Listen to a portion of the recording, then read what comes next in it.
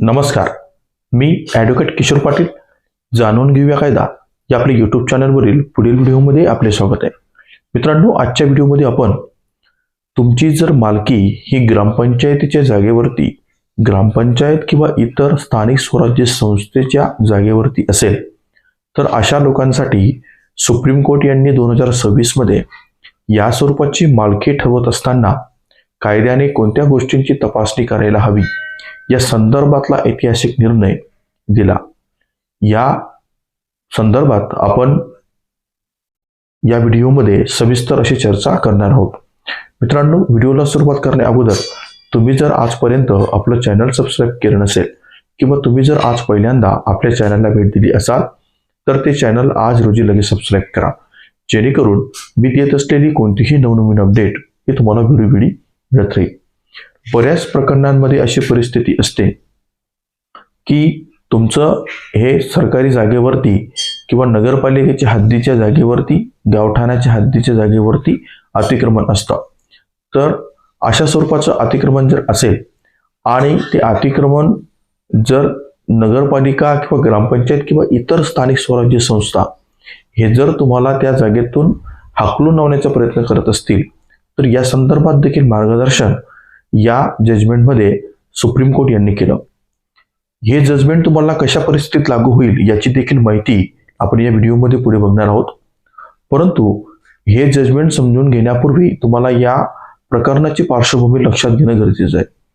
या प्रकरणाची पार्श्वभूमी अशी होती की 1600 स्क्वेअर फूट जागा ही 1958 मध्ये शैक्षणिक संस्थांसाठी आरक्षित करण्यात आली होती आणि 1958 मध्ये आरक्षित केल्यानंतर त्यांनी 1969 मध्ये ते जे आरक्षण केलेलं होतं तर ते रद्द केलं आणि त्यानंतर 1975 मध्ये स्वतः नगरपालिकेने त्या 1600 स्क्वेअर फूट जागेची विक्री ही खाजगी व्यक्तींना केली.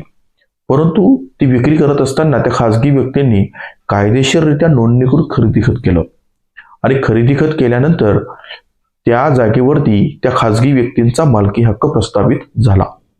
परंतु 88 मध्ये नगरपालिकेने असा दावा केला की त्यांच्याकडे नगरपालिकेच्या नोंदवहीमध्ये या जागेची नोंद ही लेआउट प्लॅनमध्ये असल्यामुळे त्या आधारावर त्यांनी ती जागा परत मिळवण्यासाठी दावा ट्रायल कोर्टात दाखल केला. ट्रायल कोर्टाने देखील तो निर्णय रद्द ठरवला आणि त्याविरुद्ध नगरपालिका ही हायकोर्टात गेली. हायकोर्टात गेल्यानंतर हायकोर्टाने जी काही नोंद होती त्या नोंदीचा आधार घेऊन नगरपालिकेला मालकी हक्क दिला. परंतु त्याविरुद्ध हे जे खाजगी व्यक्ती होते तर हे सुप्रीम कोर्टात गेले आणि सुप्रीम कोर्टामध्ये या सगळ्या गोष्टींचा उहापोह करण्यात आला की जर अशी परिस्थिती असेल की नगरपालिकेने त्या जागेवरती आरक्षण दिलं आणि त्यानंतर ते जर रद्द केलं तर ज्या दिवशी ते आरक्षण रद्द केलं त्याच दिवशी नगरपालिकेचा मालकी हक्क त्या जागेवरून संपुष्टात आला.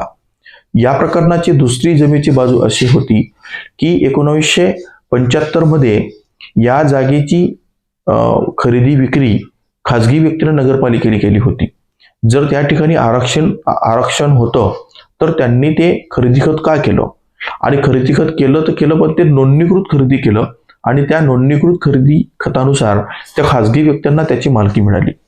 त्यामुळे नगरपालिकेला आता असं म्हणण्याचा कायद्याने अधिकार नाही की सदर जागा ही लेआउट प्लॅन मध्ये दिसत आहे त्यामुळे त्या नोंदीमुळे नगरपालिकेला मालकी मिळेल असं नगरपालिकेचा जो काही युक्तिवाद होता तो सुप्रीम कोर्ट यांनी फेटाळला.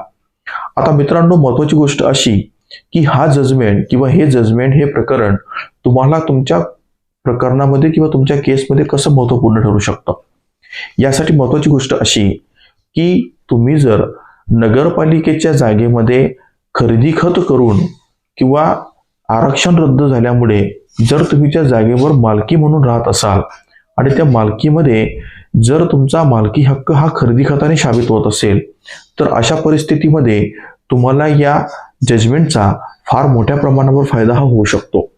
त्यानंतर दुसरी गोष्ट अशी की ग्रामपंचायत किंवा स्थानिक स्वराज्य संस्था यांच्या ज्या जागा असतील त्यांच्यावर जर तुम्ही मालकी हक्काने खरेदी खताने राहत असाल, कारण नगरपालिका, ग्रामपंचायत आणि स्थानिक स्वराज्य संस्था यांच्या जे काही रजिस्टर असतं त्या नोंदीमध्ये जर नाव घेण्याची पद्धत असेल, प्रचलित पद्धत असेल, तर त्या संदर्भात नोंदणीकृत दस्ताने त्याची नोंद केली जाते. कुठलाही स्वरूपाचा नोंदणीकृत दस्त नसेल आणि केवळ तुम्ही जर त्याचा टॅक्स भरत असाल तर ती फक्त तुमची त्या जागेवर तुमचा ताबा आहे एवढंच तुम्ही त्या गोष्टीवरून साबित करू शकता. परंतु तुमची मालकी आहे असं कायद्याने म्हणण्याचा तुम्हाला कोणताही अधिकार हा उरत नाही. परंतु जर तुमच्याकडे त्या जागेचं नोंदणीकृत खरेदी करत असेल किंवा नोंदणीकृत कोणताही करारनामा असेल तर अशा परिस्थितीत मात्र तुम्ही त्या जागेवरती मालकी तुमची आहे असं दाखवू शकतात. या प्रकरणामध्ये देखील सुप्रीम कोर्टाने हे सांगितलं की नगरपालिकेकडे किंवा लेआउटमध्ये ती जागा तिथं दिसत असेल तर तो एकमेव पुरावा मानून मालकी नगरपालिकेची आहे असं म्हणता येणार नाही. आणि या प्रकरणाचे जो काही निकाल होता तो सुप्रीम कोर्ट यांनी असं सांगितलं की तुम्ही 30 दिवसाच्या आत जे काही खाजगी लोकांची जागा आहेत तर त्या प्लॅनिंग लेआउटमध्ये समाविष्ट करा आणि नगरपालिकेची जी काही नोंद आहे तर ती रद्द करा. म्हणजे नगरपालिकेच्या केवळ नोंदीमुळे तुमचा अधिकार हा डावलू शकत नाही किंवा जाऊ शकत नाही असं या जजमेंटच्या आधारे सिद्ध होतं. हे जजमेंटचं नाव आहे पवन गर्ग विरुद्ध दक्षिण दिल्ली महानगरपालिका. 2026 मध्ये हे जजमेंट दिलेलं आहे. या जजमेंटचा फार मोठा परिणाम आता सर्वसामान्य लोकांच्या मिळकतीवर आणि त्या संदर्भातल्या मालकी हक्कांवर होणार आहे. कारण बऱ्याच प्रकरणांमध्ये नगरपालिका हे कायद्याने त्यांना नोटिसा देतं आणि त्यानंतर त्यांच्याकडे केवळ नोंदी असल्याचा गैरफायदा घेऊन किंवा जुन्या पोकळीस्थ नोंदी असल्याचा गैरफायदा घेऊन तुमचा मालकी हक्क जर डावलण्याचा प्रयत्न करत असाल तर मात्र या प्रकरणाचा आधार घेऊन तुम्हाला तुमचा मालकी हक्क हा राखून ठेवता येऊ शकतो.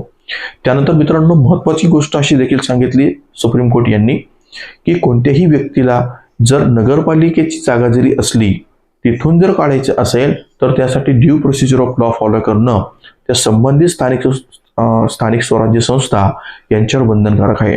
म्हणजे काय की जर तुम्हाला त्या लोकांना जर तिथून हाकलून लावायचं असेल तर त्यासाठी ड्यू प्रोसिजर ऑफ लॉ म्हणजे तुम्ही त्यांच्या विरुद्ध मनाई हुकूम मागणं, ती जागा जर तुम्हाला रिझर्वेशनसाठी हवी असेल तर त्याचं ॲक्विजिशन करणं आणि ॲक्विजिशन करून त्या लोकांचं जे काही आर्थिक स्वरूपात नुकसान होत असेल तर त्याचे नुकसान भरपाई देणं.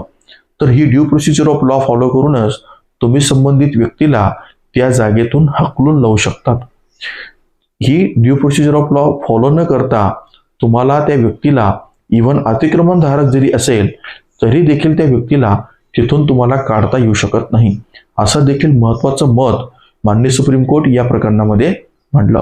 तर मित्रांनो आजचा व्हिडिओ तुम्हाला कसा वाटला ते जरूर कळवा. तुम्हाला जर हा व्हिडिओ आवडला असेल तर याला जास्तीत जास्त लोकांपर्यंत शेअर करा आणि तुमचे जर काही वैयक्तिक कायदेशीर प्रश्न असतील तर ते तुम्ही मला आपल्या डिस्क्रिप्शन बॉक्समध्ये दिलेल्या संपर्क नंबरवर संपर्क करून सशुल्क सल्ला देखील घेऊ शकतात. धन्यवाद.